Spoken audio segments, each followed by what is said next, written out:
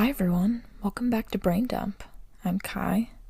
It is 6:40 a.m. and last night I did not sleep. Well, I fell asleep at 9:30 p.m., which is very fucking early for me, and then I woke up at 1:30, and I've been awake ever since, so that's been my night. Before I start, I just want to put this out there, another reminder that I'm not a qualified person to seek health advice from. I'm 20 years old. I like psychology, and I'm sharing my personal experiences with these topics. So, with that being said, I've realized that unconditional self-love and care is vastly more valuable than conditional love and care from somebody else. There's a light in life that comes with that unconditional self-love, and finally letting that light in has changed how I look at everything. Unconditional self-love is really fucking hard, and it's all up to you to hold yourself accountable with compassion, and I do understand that that's easier said than done. I know everyone's sick of hearing this, and so was I, but it's true. Acknowledge the slow progress. You're not going to go from absolutely hating yourself to loving yourself overnight. There have been times when I genuinely hated myself, like deep to my core, I wanted all bad things that could ever happen to me because I thought I was deserving of that. I hated everything about myself, and I felt like there was nothing I could do to fix that. Our feelings are really big. We have big feelings as people, and that's normal, and especially when we're young, things can get overwhelming so fast. Things seemed like they were just continuing to pile up, and it was never going to end. I was extremely hard on myself, as I'm sure a lot of people have been too, but the shift, when it finally happened, was so clear to me. Like, holy shit, I love myself. I have worked so hard. I did hours of meditation when I absolutely despised it. Like, I would wake up and force myself to meditate for at least 2 hours a day, and I went to therapy a lot more frequently than I typically do, and my therapist loves her a good homework assignment, and so do I. I've spent so much time filling out these questionnaires and mental expression worksheets to figure out why the hell I'm feeling what I'm feeling and what the fuck led up to that point. I've spent an embarrassing amount of time in front of the mirror telling myself that I love me just to convince myself that it's true. I spend a lot of time journaling, just reflecting on things that have happened, the mistakes that I've made, the pain that I've caused, the pain that I've felt, and just different life experiences. It's so much hard work. It has forced me to get to know myself in a way that's almost uncomfortable, but in the best way possible, because if you're uncomfortable, you're doing it right. It just kind of makes you think about the choices that you've made and how everything has a chain reaction. I think journaling has been a huge part in realizing the unconditional love I have for myself, because being authentically yourself and truthful to you feels so fucking good. And meditation, let me tell you, I hated it. I absolutely despised it. Half the time, I didn't want to do it, but I'm no quitter. So I kept with it, and now I seriously cannot go into a day without meditation. I've noticed the benefits that it has on me, and that drives me to keep doing it. It makes me feel good, so why not do something that does that for me? I would just put on guided meditations on Spotify or YouTube, and it took a few weeks to actually figure out what kind of meditation works best for me. But once I found my little niche and the channels that I liked, it became easier because I know exactly what I'm going to listen to when I wake up. I love me a routine. Stability just keeps me stable. But before I found the meditations that I liked, it was kind of terrible. There are a lot of people that are doing these meditation videos and audios that probably shouldn't be doing it. Like, I'm sure you're a wonderful person, but your voice is not suited for this. Some people's voices are just not soothing at all, and honestly, it made me so uncomfortable. Like, who is this stranger whispering in my ear? It takes practice, as does any good thing. Habits aren't formed overnight. And I know, I'm aware that I sound like a broken record because I've literally already done an episode on this, but gratitude makes so much of a difference. I spent a lot of time thinking that I wasn't worthy of love because my dad was constantly telling me how worthless I was.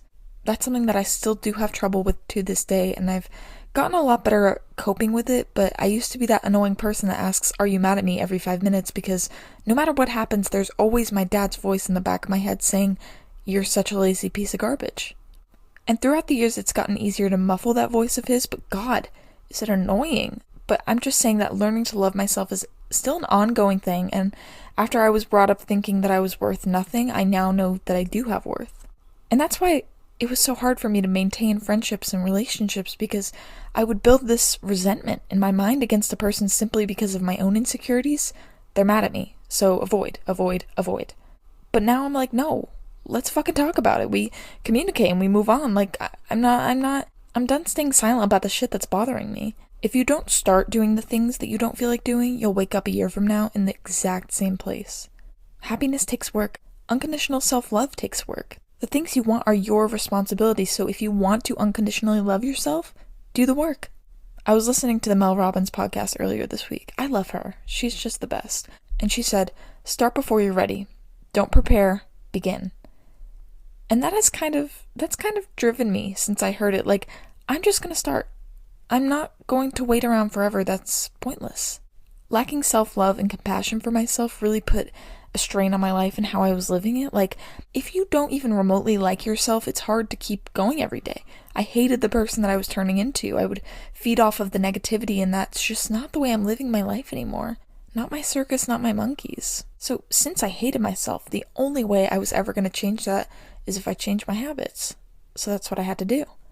There are so many things in life that are out of our control, but that's just taught me to hone in on the things that I can control. Our brains can be molded while you continue to learn, and I think that's beautiful. I wasn't happy. I hated myself. And the only way I could change is if I changed. You have to also treat yourself with kindness. Like, you will make no progress if you are constantly talking down on yourself. And that transition from being highly critical of yourself to unconditionally loving yourself is not easy. At this point, just let the law of attraction do what it needs to do, and don't do things that hurt you or other people. I've realized that achieving pure self-love isn't about proving to yourself that you're worthy of love, but it's about identifying and removing the belief that you're anything but worthy of love. Self-worth is not an easy thing to navigate whatsoever. I feel like my childhood left my subconscious mind with a lingering sense of shame and unworthiness, and to this day I'm trying to unlearn that, but I'm just gonna take things one day at a time, because I have time. I'm 20 years old. It's gonna be okay. Book of the week is Obsessed by Alison Britz. This was a memoir written by someone that has OCD, and it was very insightful to climb into the mind of somebody with obsessive compulsive disorder.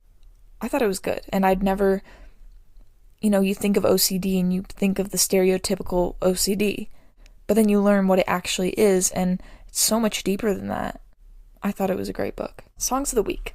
I Guess by Lizzie McAlpine, All My Love by Noah Kahan, Would That I by Hozier, Stranger by Olivia Rodrigo, and Dial Drunk by Noah Kahan. I've been watching Young Sheldon.